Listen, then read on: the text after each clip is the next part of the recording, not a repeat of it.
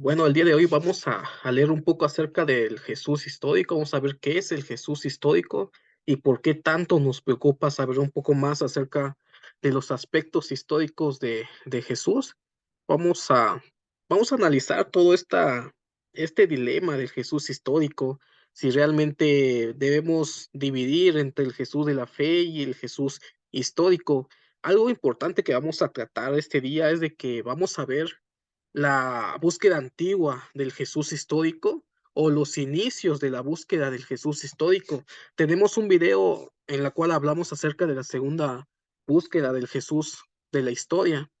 Sin embargo, vamos a ver este día lo que es la búsqueda del Jesús histórico en sus orígenes y cómo todas esas teorías que se desarrollaron en la primera búsqueda del Jesús histórico actualmente ya están obsoletas y muchos divulgadores en las redes sociales se las venden a las personas como si fuera lo más nuevo en las ciencias bíblicas, lo más nuevo en cuanto a la investigación del Jesús histórico. Sin embargo, la búsqueda del Jesús histórico se divide en tres episodios o tres partes, desde el inicio hasta la tercera búsqueda del Jesús histórico, y por ahí he escuchado que ya está en la cuarta etapa de la búsqueda del Jesús histórico. Vamos a leer un extracto del Diccionario de Jesús y los Evangelios. Este es un diccionario de Editorial CLIE, es de la colección de ciencias bíblicas. Si lo pueden conseguir en físico, este diccionario es muy bueno. Aquí está, Diccionario de Jesús y los Evangelios. Esta es una traducción de un libro en inglés y los mayores expositores académicos en ciencias bíblicas realizaron este libro en inglés. Posteriormente, la editorial CLIE lo traduce al español, pero este libro es lo mejor de lo mejor en la academia en cuanto al estudio de Jesús y los evangelios. Entonces, vamos a ver nada más un extracto de lo que es la búsqueda del Jesús histórico en el diccionario de Jesús y los evangelios. Vamos a ver, dice, búsqueda del Jesús histórico. Se ha convertido en una costumbre pensar en la búsqueda de Jesús histórico en tres fases, lo que estaba comentando. El estudio del Jesús histórico se divide en tres fases: la fase antigua, la segunda búsqueda y la tercera búsqueda. Hay muchos que se quedaron con las teorías e hipótesis de la primera búsqueda o la búsqueda antigua. Dice, la búsqueda original narrada por este autor es un autor alemán que comenzó en el siglo 18. Entonces, la búsqueda o el principio, el desarrollo de los estudios del Jesús histórico inician en el siglo 18 y finalizó con el propio, el autor este también, que de, es alemán, en 1906. Posteriormente dice, la nueva búsqueda post-bulmaniana de la década de los 1950. Este autor es un autor que muchos lo han tirado de ateo o de gnóstico. Sin embargo, Pullman fue un teólogo que desarrolló lo que es la crítica literaria, la crítica de las fuentes y la crítica de las tradiciones, tratar de buscar qué aspectos probablemente pudieron ser históricos de los evangelios. Recordemos de que la redacción de los evangelios es una reinterpretación de los cristianos primitivos. No existía un cristianismo único, habían varios cristianismos y cada uno de los grupos de los cristianismos interpretaba la figura de Jesús de diferentes maneras. La redacción de Mateo, Marcos, Lucas y Juan se tienen que ver como libros separados. No se deben de combinar estos cuatro libros para contar la historia de Jesús, ya que cada libro tiene una intención teológica en cuanto al Jesús, el mensaje de Jesús. Entonces, este autor es muy bueno, es un autor que estuvo involucrado mucho en la búsqueda del Jesús histórico, pero ya muchas cosas que este autor redactó en sus libros ya están superadas. Hay muchos que ven a Bullman, el teólogo Bullman, como uno de los más eminentes estudiosos de, del Nuevo Testamento y el cristianismo. Sin embargo, ya se han hecho nuevos descubrimientos y ya muchas cosas que él dijo ya han sido superadas y muchas cosas ya quedaron obsoletas. Entonces termina la primera fase en el siglo XVIII, posteriormente la nueva búsqueda en 1906 hasta la década de 1950. Ahora aquí vamos a ver algo interesante. Hay muchos que abordan los temas del Jesús histórico de hipótesis y teorías del siglo XVIII, cuando ya ha finalizado esa búsqueda del Jesús de la historia. Dice, y la tercera búsqueda contemporánea. La tercera búsqueda contemporánea, dice. Sin embargo, este escenario le debe más al espíritu emprendedor de los editores británicos que a cualquier otra consideración. El título alemán original, aquí tenemos el título en alemán, Historia de la investigación sobre la vida de Jesús, daba a entender que se trataba de una sobria historia de la investigación biográfica dentro de una cronología estricta, es decir, la búsqueda del Jesús histórico era una investigación acerca de la vida de Jesús. Entonces ya sentamos las bases de que la búsqueda del Jesús histórico se divide en tres fases. Y vamos a ver, en estos momentos vamos a leer unos textos del, del libro de Jesús de Nazaret, una biografía no autorizada de Editorial CLIE, del autor Samuel Pagán. Vamos a ver qué nos dice acerca de la búsqueda antigua del Jesús histórico. Recordemos, en este video vamos a ver solamente eh, la primera búsqueda del Jesús histórico o la búsqueda antigua, donde surgen varias teorías, hipótesis en cuanto a la figura de Jesús. Recordemos que es una investigación. El hecho de que ciertos autores o ciertos críticos hagan ciertas hipótesis o teorías quedan en teorías. No podemos comprobar realmente la veracidad de los hechos. Muchas veces hay muchos que escuchan, ¿no? Que Jesucristo no murió en la cruz, que lo enterraron vivo y lo revivieron. Es una teoría también esta situación. Hay muchos que se lo toman muy en serio y abandonan la fe. Sin embargo, recordemos de que los redactores de los evangelios no escribieron acontecimientos biográficos, sino que escribieron un mensaje teológico y se debe de comprender la figura de Jesús desde el aspecto teológico. Vamos a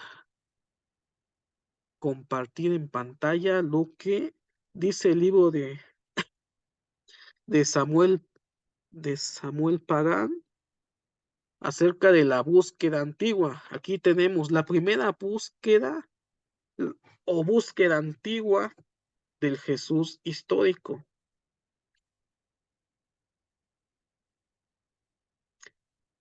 Nos está empezando a fallar. No, ahí está.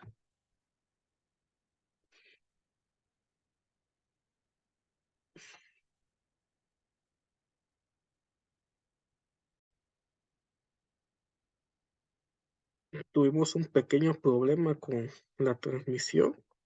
Vamos a continuar. Vamos a leer acerca de la primera búsqueda del Jesús histórico. Vamos a leer el libro de Jesús de Nazaret, vida, enseñanza y significado de Samuel Pagán. Dice, en Europa, por ejemplo, a mediados del siglo XVIII, y matizados por un periodo de gran optimismo racional y actividad intelectual, se multiplicaron los esfuerzos por estudiar y entender la figura de Jesús de Nazaret en medio de un ambiente positivista. Los intentos por reconstruir la vida del Señor desde una perspectiva primordialmente histórica aumentaron de forma considerable. Algo interesante, aquí nos está narrando acerca de la primera búsqueda. Empieza en el siglo XVIII con el movimiento de la razón y la actividad intelectual. Empiezan a buscar los los teólogos, los eruditos, los académicos, tratar de separar lo que es el Jesús histórico del Jesús teológico. Entonces, esto empieza en el siglo XVIII.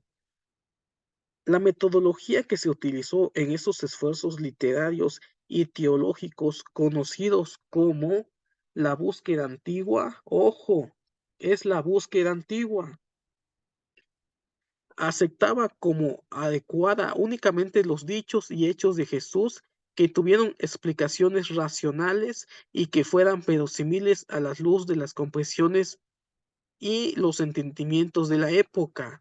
Aquí es cuando ya empiezan un poco a separar lo que son los hechos extraordinarios de los evangelios. Algo que no podía ser explicado por la razón humana, no entraban a los acontecimientos históricos, sino que para esta investigación o esta época de investigación, trataban de eliminar todo aquello que no podía ser entendido como como algo razonable.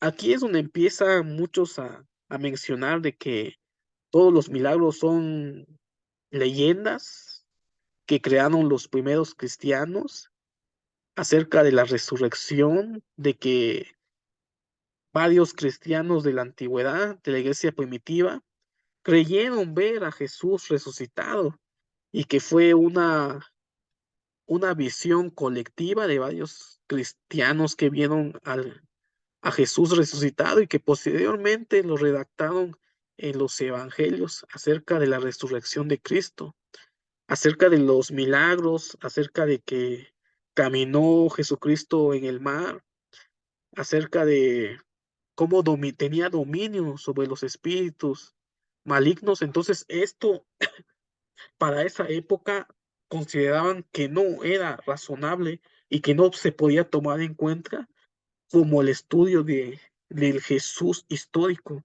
Por lo tanto, rechazaban los milagros. Sin embargo, actualmente hay evidencia extra canónica y fuera del Nuevo Testamento que hablan de que Jesús sí hacía milagros. Lo tenemos en, en los libros de Flavio Josefo acerca de Jesús, de que hacía obras extraordinarias. ¿Qué obras extraordinarias? Tenía poderes sobrenaturales. Y no se encuentra en el Nuevo Testamento, se encuentra fuera del Nuevo Testamento y es un testimonio que tenemos de que Jesús sí realizaba hechos extraordinarios. Se le puede llamar milagros, se le puede llamar un poder que tenía y no podía ser explicado o entendido como algo razonable, pero hay evidencias actuales acerca de los milagros de Jesús. También tenemos evidencias en el Talmud. En el Talmud a Jesús le dicen que era hechicero.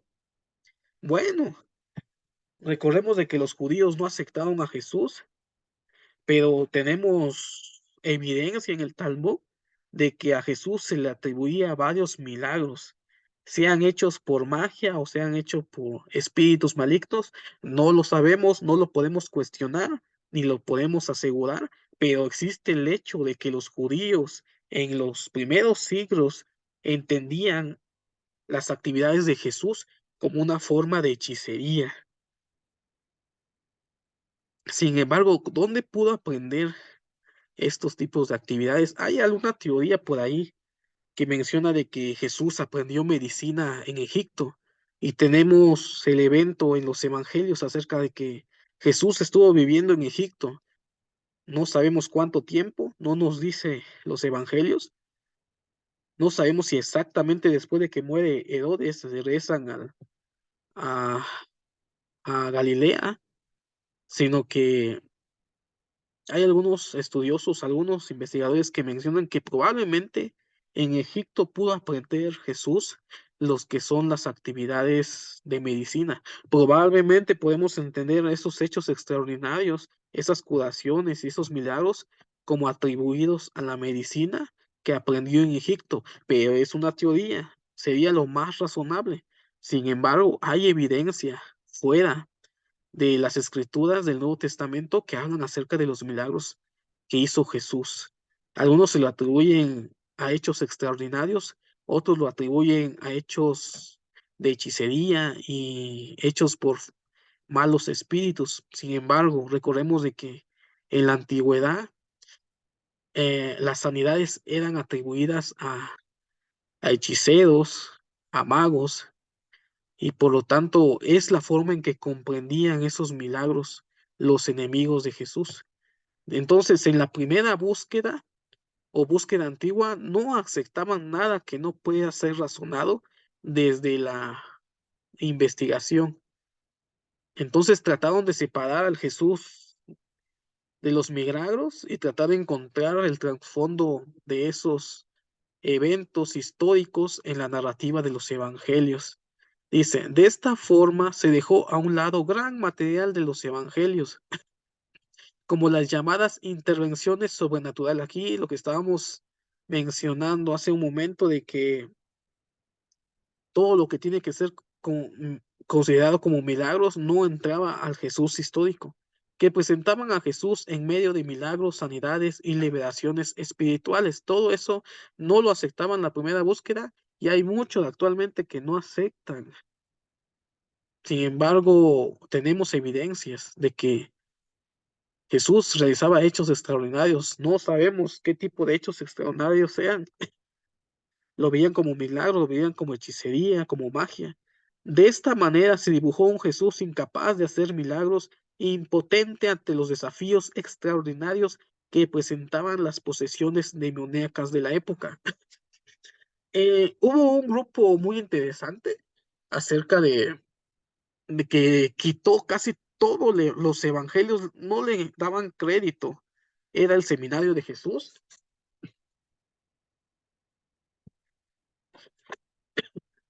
Hay un libro de Editorial Clie, Jesús bajo sospecha. Este libro de Editorial Clie se llama Jesús bajo sospecha, una respuesta a los ataques contra el Jesús histórico.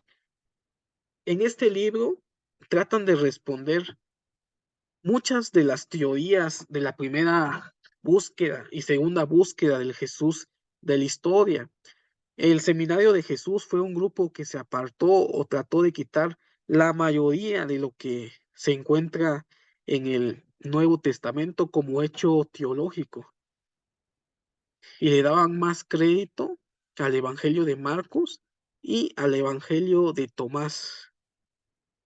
Entonces, si quieren abordar un poco más acerca de esas cuestiones, cómo muchas teorías ya están refutadas en cuanto a la primera búsqueda del Jesús histórico, pueden consultar Jesús bajo sospecha de Editorial Clie. Entonces, continuamos con nuestra lectura. Ahora ya vimos de que en esta época todo lo que no se podía razonar no entraba como investigación histórica de Jesús histórico. Déjenme compartir.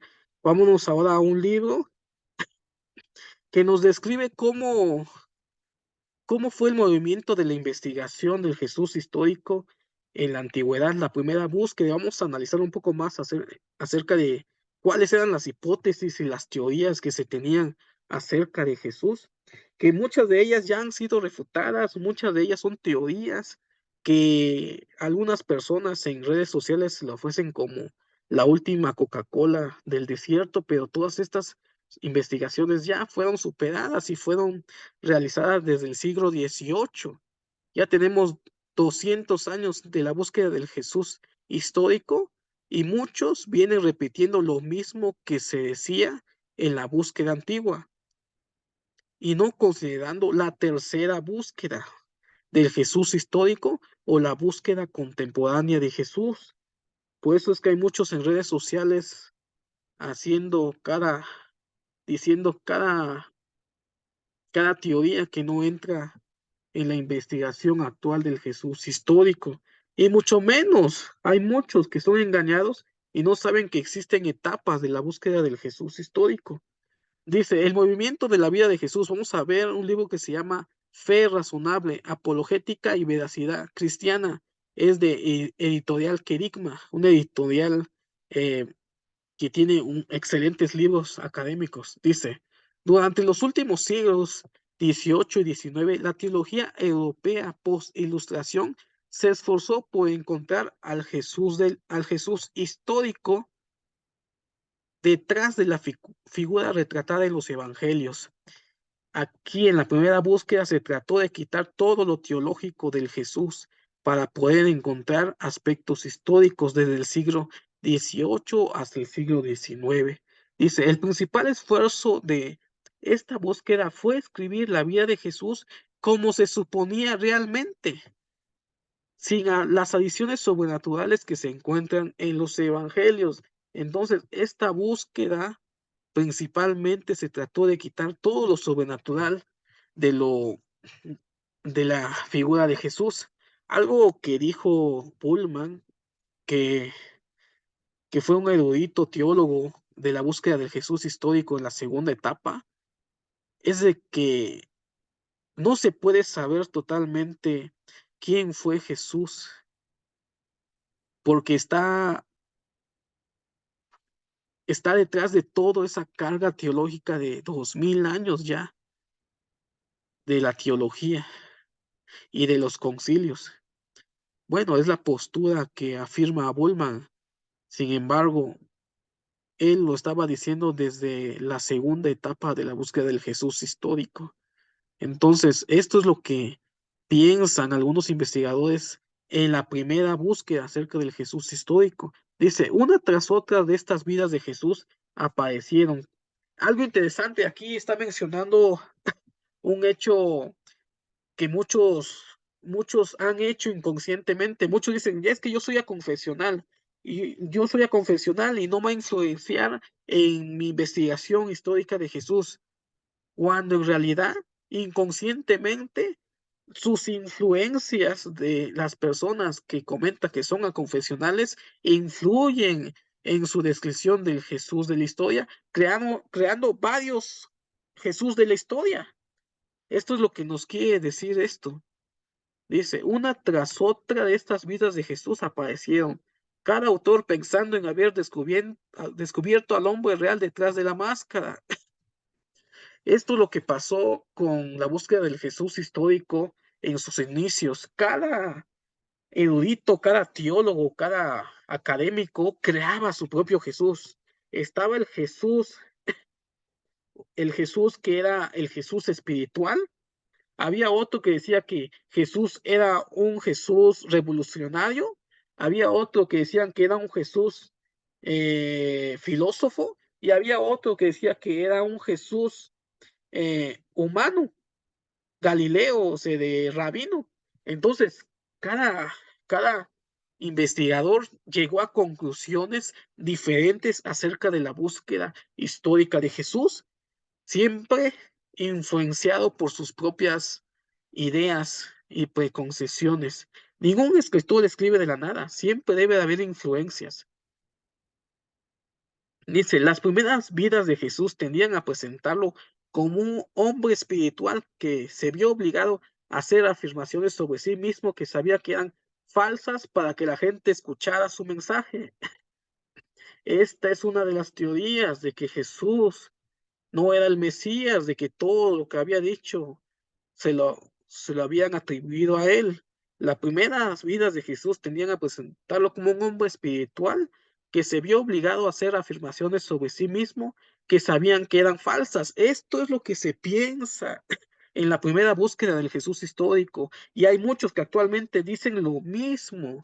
Sin embargo, esto ya fue superado. Por ejemplo, Karl Barth, este es un nombre en alemán, Ejecución del Plan y Propósito de Jesús, 1784. Entonces, no es nada nuevo el hecho de que hayan personas en redes sociales que mencionen de que Jesús nunca fue el Mesías, de que se le atribuyó las cosas que dijo. Entonces, esto está desde 1784, no es nada nuevo. Dice en este libro, sostuvo que Jesús pertenecía a una orden secreta de esenios, dedicada a desterrar a Israel de sus expectativas mesiánicas mundanas a favor de las verdades espirituales y religiosas. Para obtener una audiencia de los judíos, Jesús afirmó ser El Mesías, esta es una teoría antigua y que se ha perpetuado en medios, entre comillas, académicas y de ciencias bíblicas. Sin embargo, vemos de que desde 1784 ya se estaban comentando estas hipótesis y teorías entre los académicos, y tiene que ver mucho con la primera búsqueda del Jesús histórico, ya no tiene que ver con la búsqueda actual del Jesús histórico.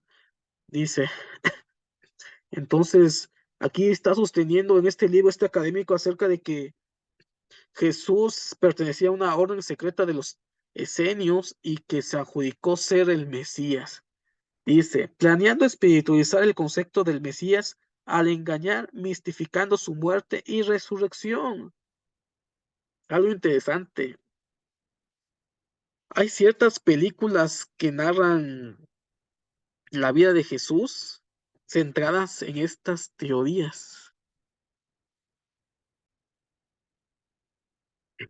Como estaba comentándose hubieron varias películas que retrataron a Jesús como una persona que leía el Antiguo Testamento y del Antiguo Testamento sacaba las profecías y los realizaba. Entonces, esto es una hipótesis, una teoría que ya tiene mucho tiempo y que ya ha sido superada. Dice, vamos a continuar con nuestra lectura.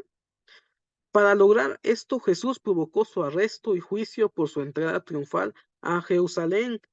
Otros miembros de la orden que secretamente se sentaron en el Sanedrín aseguraron su condena. Lucas, el médico, preparó el cuerpo de Jesús por medio de drogas para resistir los rigores de la crucifixión por un tiempo indefinido.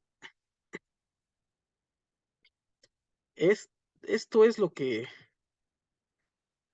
dice este libro en 1784 y muchos autores lo han retomado, de que Jesús probablemente no murió en la cruz, de que le dieron alguna droga para simular de que estaba muerto y que posteriormente lo revivieron. De hecho, salió un libro que se llama Jesús vivió y murió en Cachemira. Habla acerca de esta teoría. Sin embargo, vemos que esta teoría es desde 1784. Dice, llorando ruidosamente y bajando la cabeza, Jesús fingió su muerte en la cruz. Y aquí explota la cabeza de muchos que actualmente les dicen en las redes sociales, no, es que Jesús no murió en la cruz, todo fue una mentira. Y muchos, como no leen, no se dan cuenta de que estas son teorías que ya están desde 1784. Dice más adelante, y un soborno al centurión garantizaba que sus piernas no se romperían. Muchos dicen, ¿por qué no le rompieron los pies a Jesús? Para cumplir una profecía, dice el evangelista, y algunos retoman esto como una evidencia de que Jesús no murió en la cruz y que no le rompieron las piernas porque él estaba vivo todavía. Dice, José de Arimatea, otro miembro de la orden, llevó a Jesús a una cueva donde resucitó a Jesús con sus ministraciones. Al tercer día apartaron la piedra sobre la boca de la cueva y Jesús salió, espantando a los guardias y apareciéndose a María y posteriormente a sus discípulos. A partir de entonces vivió en reclusión entre los miembros de la orden.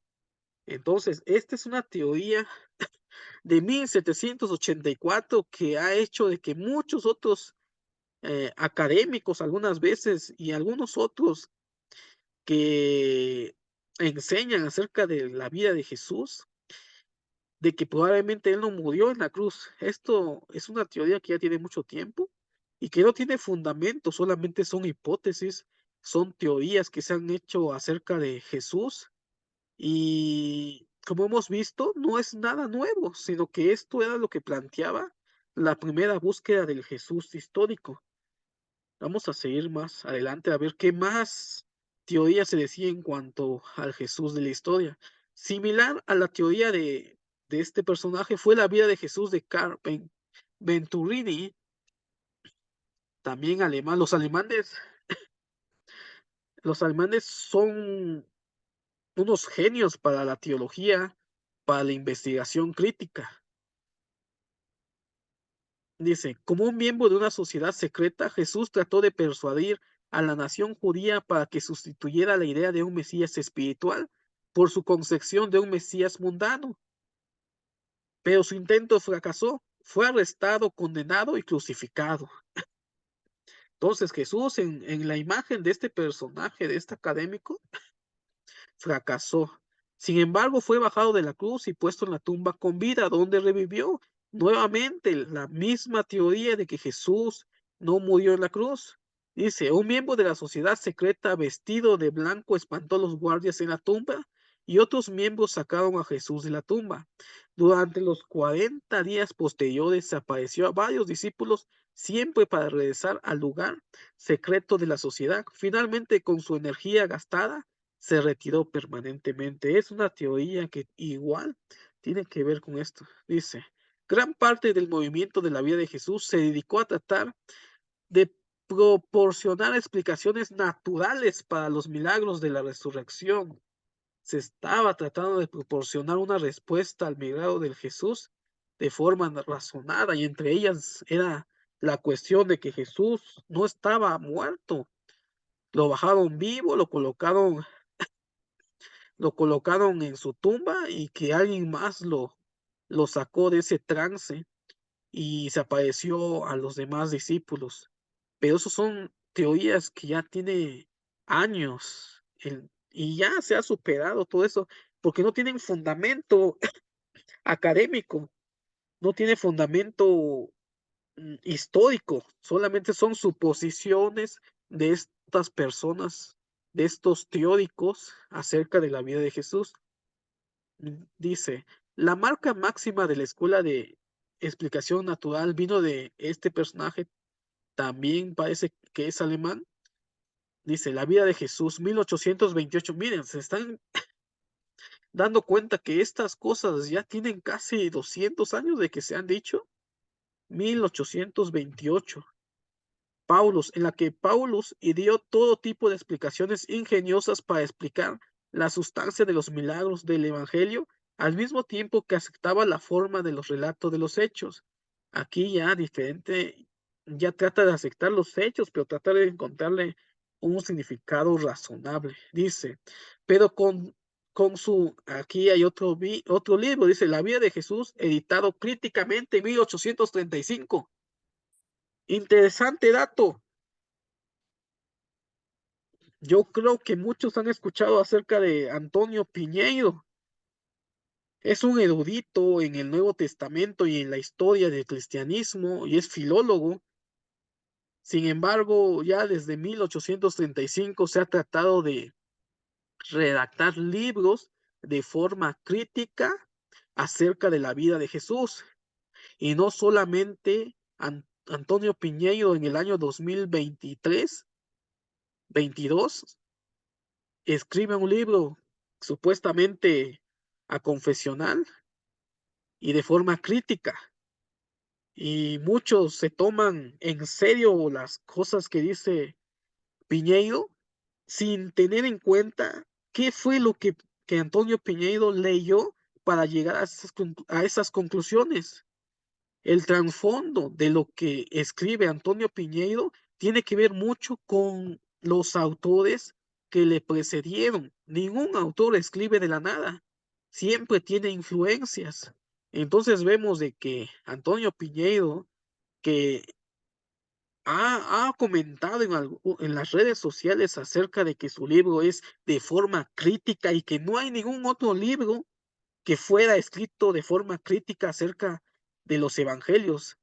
Sin embargo, leemos de que ya en 1835 ya otros autores estaban escribiendo de forma crítica acerca de la vida de Jesús, y no solamente Antonio Piñeiro.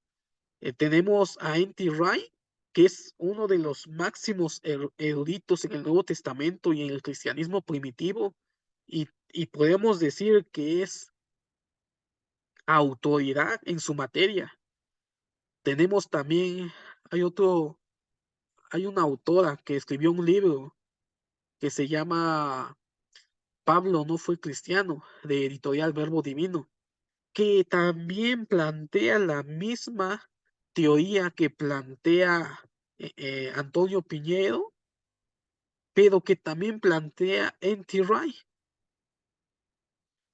Entonces, no tenemos que tomar solamente a un autor como la máxima autoridad sin haber estudiado otros libros y llegar a una conclusión crítica, para que al rato no estemos diciendo de que lo que dice cierto autor es la máxima autoridad o porque lo dijo cierto autor es lo que es un hecho, sino que no, todo es influencia de otros autores que le precedieron. Ya vemos, estamos viendo que en 1835 ya se empieza a escribir de forma crítica.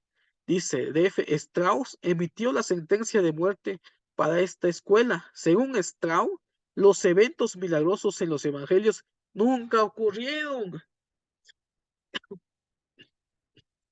Este otro autor ya no estaba buscando respuestas razonables acerca de los milagros, sino que en su hipótesis está redactando de que nunca ocurrieron. Más bien son mitos, leyendas y adiciones editoriales.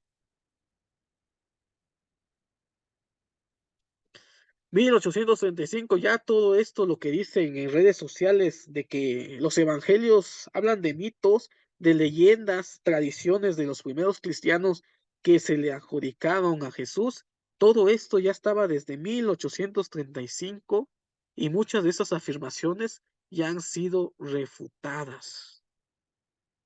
Dice, Jesús fue un maestro puramente humano, que causó tal impresión en sus discípulos que después de su muerte le aplicaron los mitos sobre el Mesías que había evolucionado en el judaísmo. Así, del Jesús de la historia evolucionó al Cristo de los Evangelios, el Mesías, el Señor, el Hijo de Dios encarnado, aunque tal Jesús mitológico nunca existió realmente. Sin embargo, el mito encarna una verdad profunda, a saber, la verdad hegeliana de la unidad de lo infinito y lo finito, de Dios y el hombre, no de hecho de Dios y del hombre individual, Jesús, sino de Dios y la humanidad como un todo. Strauss era un panteísta confeso y era esta verdad la que encarnaba al mito del dios hombre. Algo interesante acerca de este personaje de Strauss, 1835. Strauss ya separa totalmente al Jesús de histórico del Jesús de la fe, al decir de que Jesús se le atribuyeron ciertas tradiciones, leyendas mitológicas y ya lo divinizaron. Entonces, para Strauss, estas afirmaciones hechas en 1835, hay personas que actualmente siguen considerando la misma propuesta de Strauss, considerando todo lo que está en los evangelios como mito, leyenda o tradiciones atribuidas a Jesús. Vamos a ver un video interesante. Espero no me lo cancele, no me lo cancelen al pasar este video. Vamos a ver un video acerca de una película que se llama La Última Tentación de Cristo, que tiene que ver un poquito acerca de lo que está mencionando este autor Strauss. Creo que ya lo tenemos proyectado. Le vamos a dar play. Vamos a ver este video.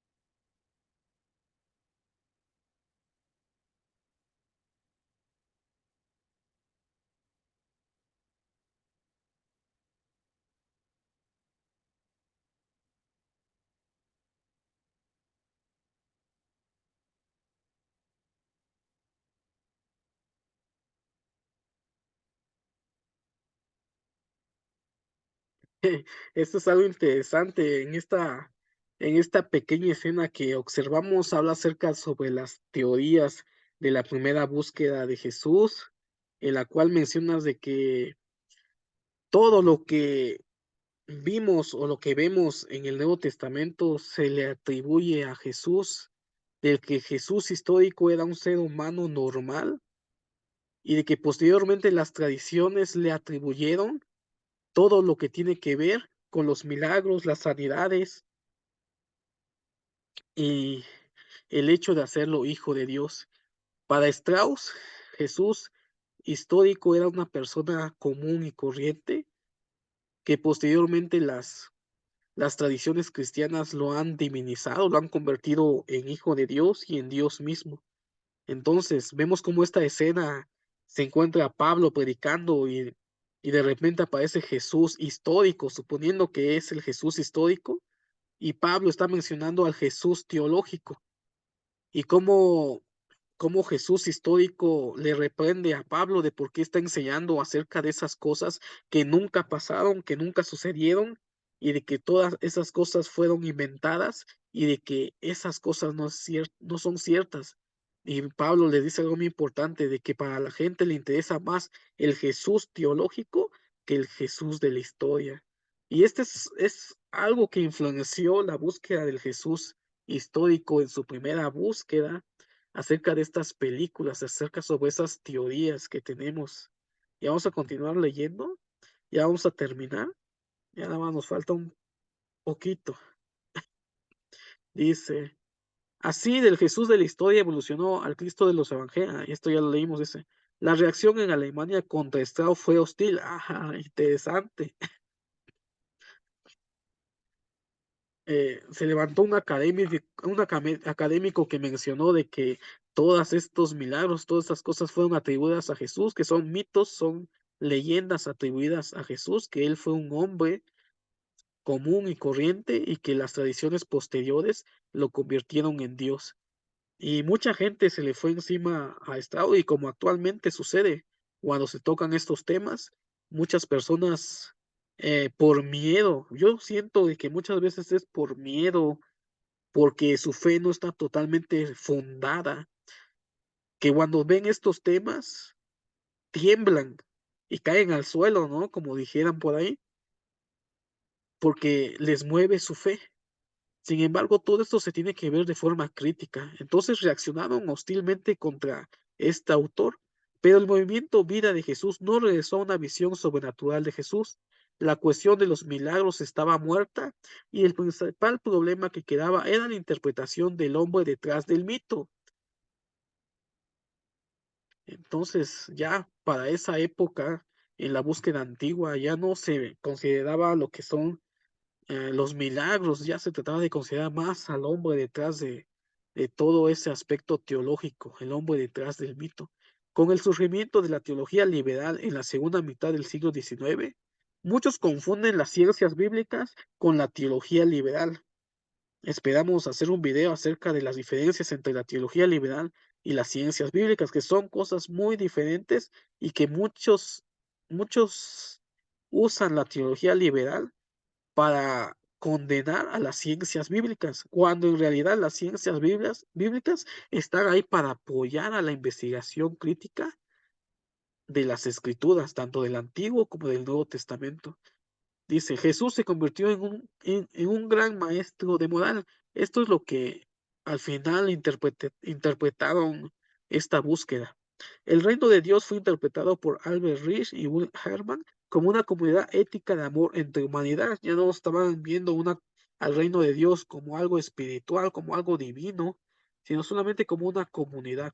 Aunque Jesús empleó un lenguaje apocalíptico, su verdadero significado, según era ético, vivió en una completa devoción a su vocación de fundar este reino y por lo tanto sirve como modelo de vida ética para todas las personas. Según Herman, Jesús se identificó completamente con el ideal moral del reino de Dios y por lo tanto es el único representante de Dios entre los hombres. Aquí ya está hablando otro autor que interpretaba a Jesús como un personaje de moral. Y muchos lo interpretan de esa manera, como un rabino. Dice, hasta este momento todos los investigadores compartían la visión optimista de que un Jesús puramente humano era detectable detrás de las tradiciones evangélicas. Esta es la conclusión que llega a la primera búsqueda del Jesús de la historia, de que detrás de toda esa historia de la redacción de los evangelios se detecta o está o se encuentra una persona humana solamente, y que las tradiciones posteriores le atribuyen la divinidad y el ser hijo de Dios o Dios mismo. Todo eso está en el trasfondo teológico del Jesús de la historia, que de hecho una vida de Jesús era posible. Para entonces, la crítica del Nuevo Testamento había desarrollado la hipótesis de dos fuentes, es decir, que el problema sinóptico debía resolverse postulando el uso de Mateo y Lucas de Marcos y otras fuentes de dicho de Jesús designa arbitrariamente como documento Q. Se creía que en estas dos fuentes más primitivas se encontraba el verdadero e histórico Jesús. En cuanto al documento Q, hay autores que lo aceptan, hay otros autores que lo rechazan. Al final de cuentas, el documento Q es un documento hipotético, no existe evidencia de que realmente sea un documento eh, más antiguo de los evangelios. Dice, este optimismo recibió un aplastante golpe en manos de William Gray en su teoría del secreto mesiánico. Interesante, esta es otra teoría también. Algunos autores lo han abordado, lo han abordado. El secreto mesiánico, ¿en qué consistía el secreto mesiánico? De que Jesús nunca dijo que era el Mesías, de que habían tradiciones cristianas que sabían que Jesús nunca afirmó ser el Mesías. Por eso, cuando él sanaba, les decía que guardaran secreto y no lo enseñaran a los demás. Es una teoría en el cual el Evangelio de Marcos lo añadió en su redacción para poder reconciliar esa tradición de que habían personas o tradiciones cristianas que sabían que Jesús nunca dijo que era el Mesías. Y al tratar de redactar en los evangelios, en el Evangelio de Marcos, al redactar su evangelio, trató de darle una respuesta por qué ese grupo de cristianismo proponían esa teoría de que no había mencionado Jesús de que era el Mesías. Entonces, una respuesta a ese grupo que consideraba de que Jesús nunca había dicho que era el Mesías. Marcos, al redactar su evangelio, se inventa una respuesta para esas comunidades. Entonces, en esto consistía el secreto mesiánico. Weather se vio obligado a preguntar por qué Jesús, según Marcos, siempre busca ocultar su identidad como Mesías, ordenando a la gente que no decir a nadie quién es realmente. La respuesta ingeniosa de Weather fue de que, como Jesús nunca hizo tales afirmaciones, como Jesús nunca hizo tales afirmaciones divinas acerca de sí mismo, Marcos tuvo que encontrar alguna razón por la cual las personas desconocían las afirmaciones mesiánicas de Jesús que la iglesia cristiana había escrito en las tradiciones evangélicas y afirmaba haber sido hechas por Jesús. Para evitar este problema, Marcos inventó el motivo del secreto mesiánico, es decir, la idea de Jesús había intentado ocultar su identidad, y Marcos escribió su evangelio desde la perspectiva de este motivo. La consecuencia de la teoría de Weber fue que ahora quedó claro que incluso las fuentes más primitivas acerca de Jesús fueron teológicamente coloreadas. Exactamente. Muchos ven al evangelio de Marcos como el menos teológico. Sin embargo, ya hay aspectos teológicos en la redacción de Marcos y que por tanto era imposible una biografía de Jesús histórico. Esta misma conclusión llegó Rudolf Bultmann, de que no podemos conocer totalmente al Jesús de la historia porque está mezclado entre toda la teología de 2000 años encima.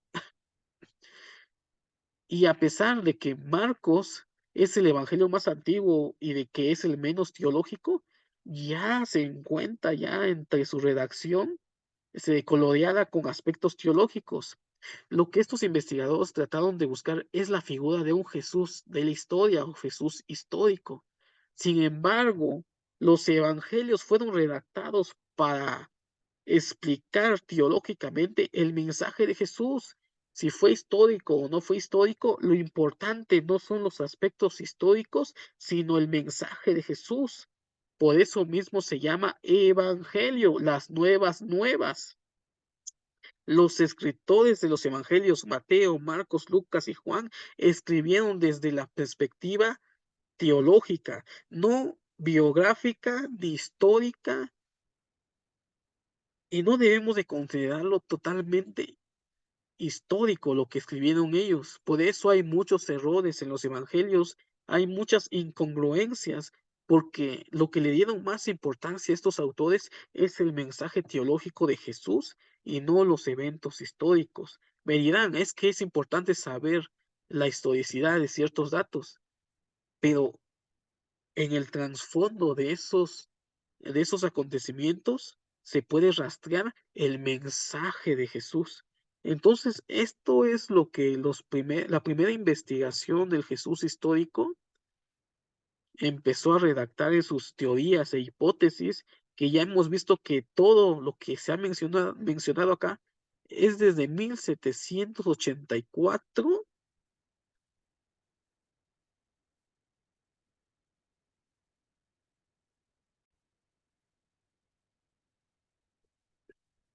Entonces, el día de hoy vimos acerca de la primera búsqueda del Jesús histórico, muchas teorías, muchas hipótesis, ya tiene tiempo que fueron desarrolladas en la historia. No lo tenemos que ver como cosas novedosas, sino que todas esas teorías ya surgen en una época en que la investigación histórica de Jesús eran teorías, eran hipótesis sin algún fundamento científico. Y muchos piensan que todas estas teorías son nuevas, sin embargo, no. Entonces leímos el libro Fe Razonable, Apologética y Veracidad Cristiana de Editorial Querigma. También leímos el Diccionario de Jesús y los Evangelios de Editorial CLIE. Leímos también Jesús de Nazaret, Vida y Obra y Biografía de Samuel Pagán acerca del tema del Jesús histórico, pero desde la búsqueda antigua, las hipótesis y teorías de la primera búsqueda del Jesús histórico que fracasaron al tratar de explicar quién era Jesús de la historia. Y como hemos visto, cada autor desarrolló su propio Jesús histórico. No existía o no llegaron a la conclusión de un solo personaje como histórico. Entonces, nos vemos para la próxima.